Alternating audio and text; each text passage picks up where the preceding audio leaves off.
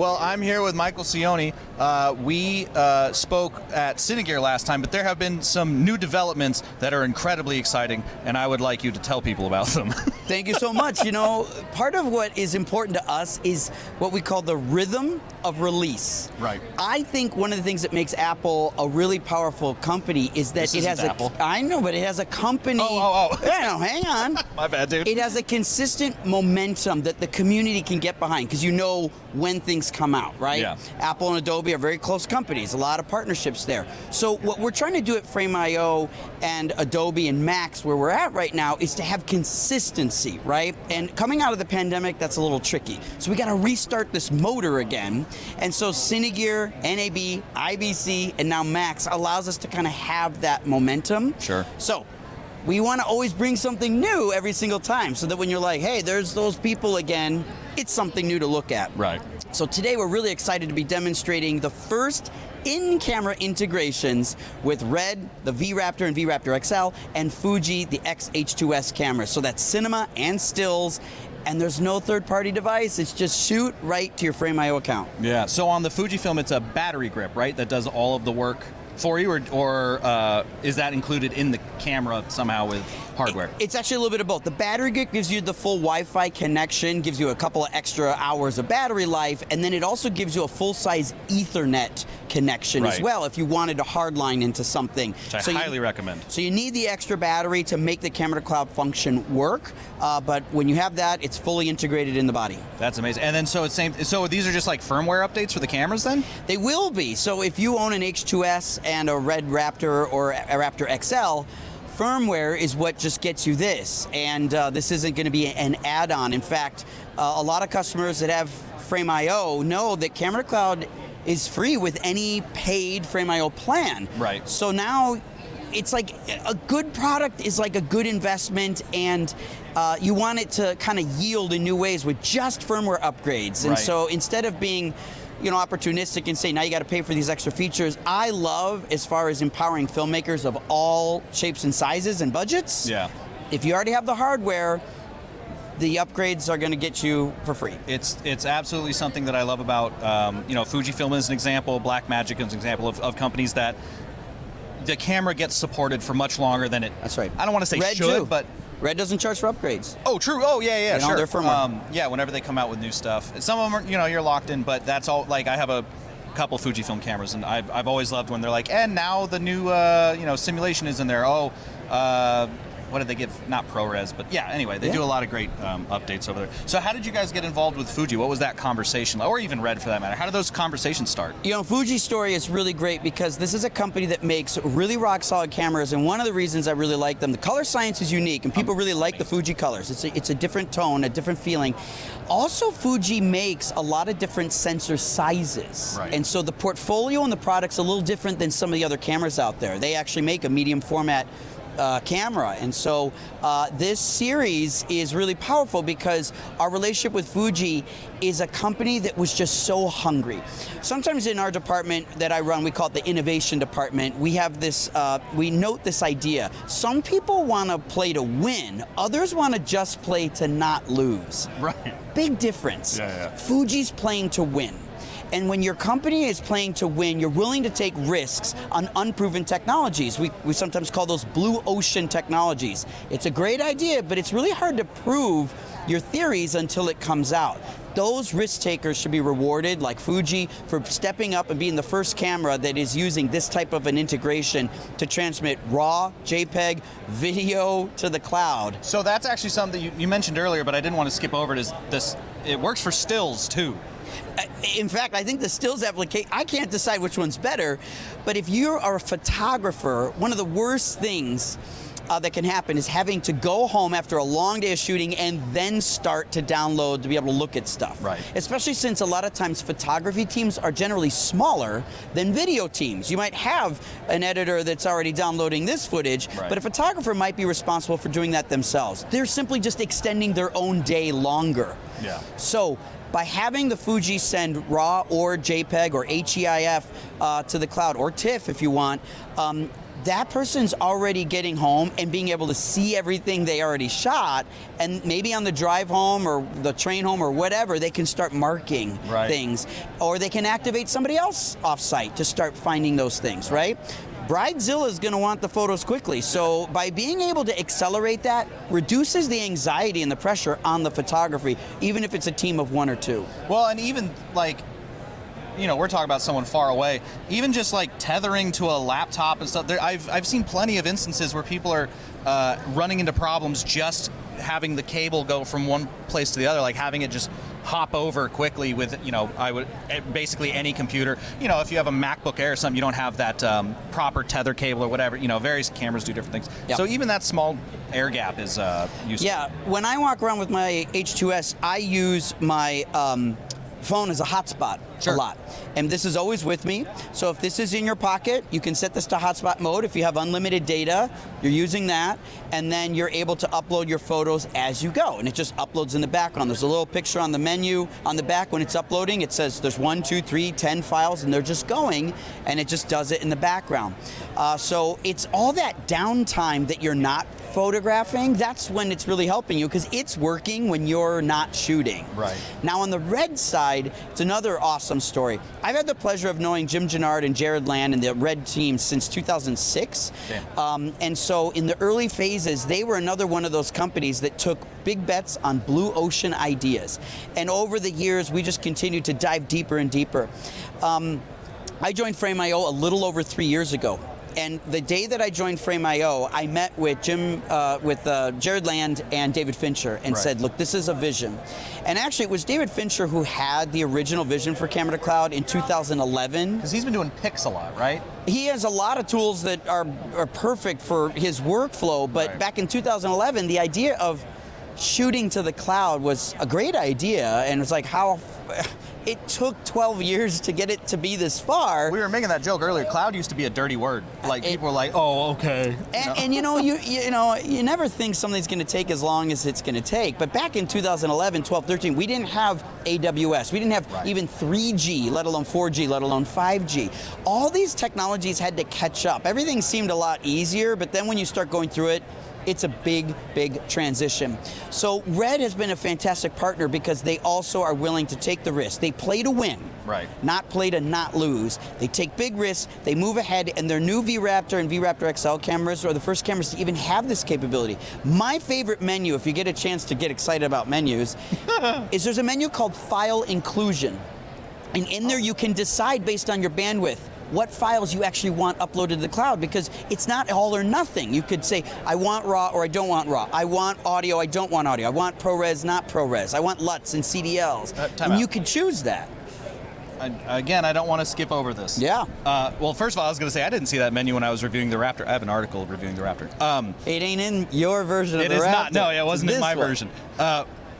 So with the C500 here, we have a Teradek that's sending an H.264 file to our editor. Looks great, even at 8 megabits, 5 megabits, still looks amazing, which is why we're using it for this vaguely off-label version of Camera to Cloud. But you just said the Raptor can send RAW and ProRes over it.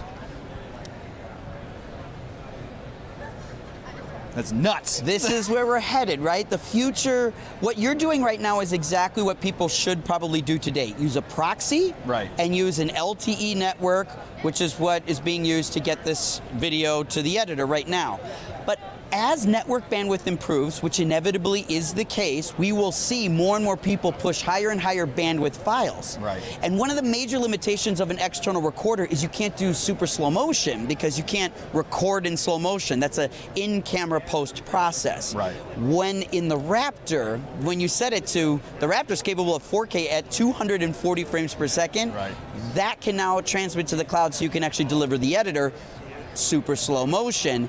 That's what a native integration requires, and that's sort of what it unlocks. It's like total creative freedom and control, plus higher fidelity, so that you can do your repos, your stabs, your punch-ins, your color correction, and you don't have to do a proxy workflow.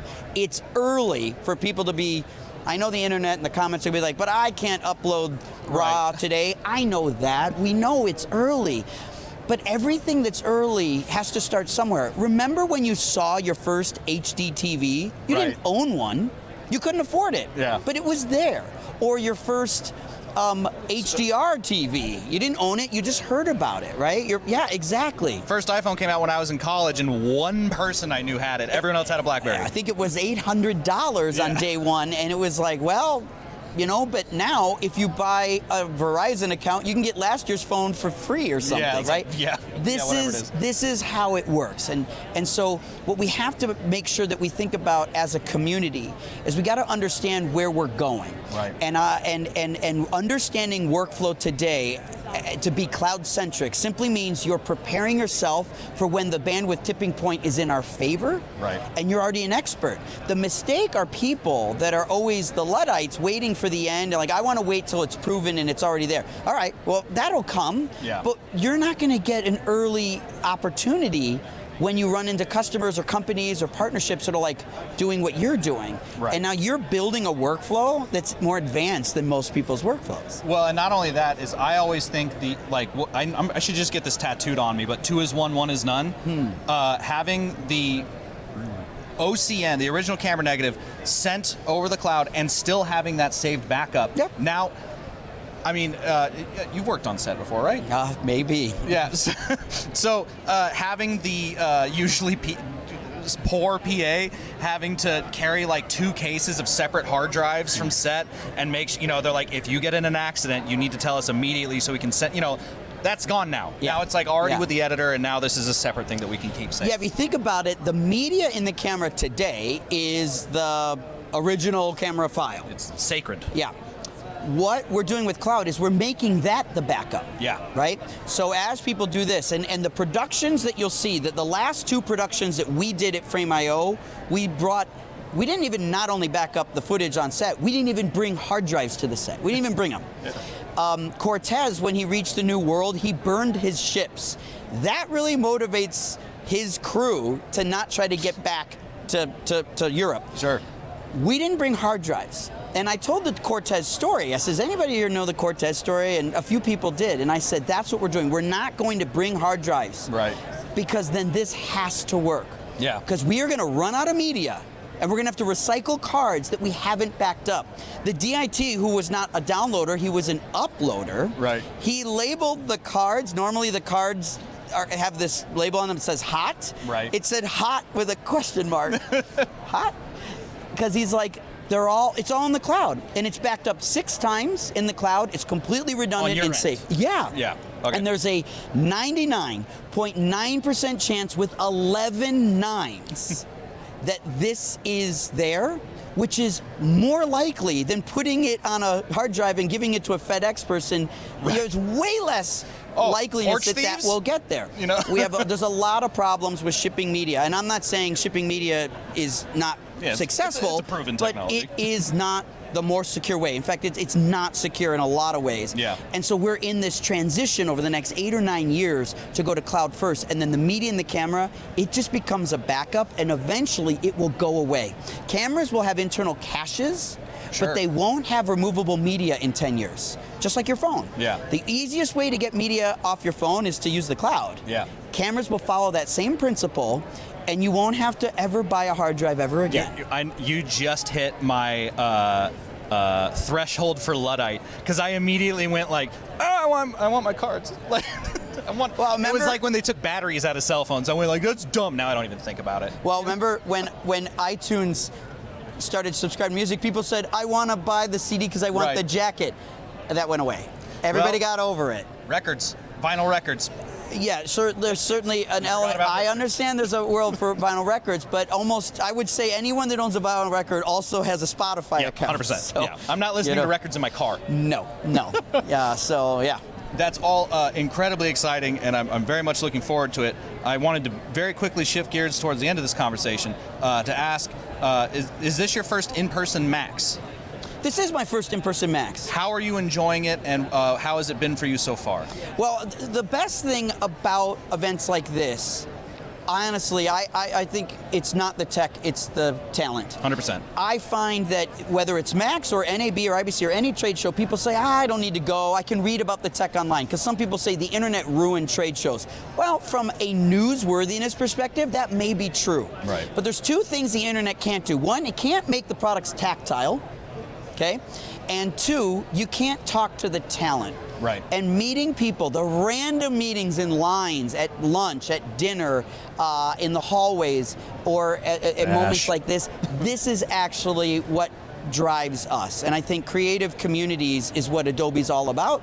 And our mission is to deliver the greatest tech to the talent, and you got to be in person to do that. I've said to everyone who will listen that this is like, you know, your NAB or your Cinegear is great, meet a lot of professionals, but here you meet a lot of creatives. Yes. And that's a much more, as a creative, a much more edifying experience, or at least an entertaining one, and you make friends versus business contacts. Well said. If there's one conference that does that out of the billions, like that's a important one to visit, I feel. Right. Is there anything you're looking forward to?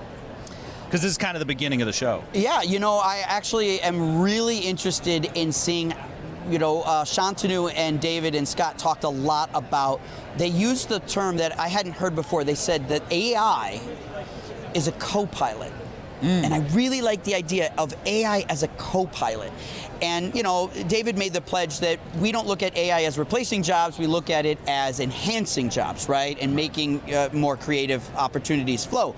But I like the idea of AI co-piloting. And when you watch what Photoshop can do and InDesign can do, utilizing Sensei to sort of build masks really quickly or eliminate backgrounds or, you know, cut things out or just very simple things, that can save 10, 15-minute little detail jobs. And those 10 and 15-minute little tasks inside of your work, they add up over time. Yep. And so you're getting them out of the way because the artist can know what they want to do, but they're like, it's going to take me 15 minutes to create this. The AI, by getting that out of the way, means the artist can just move on to the next thing because they're not being creative cutting things out.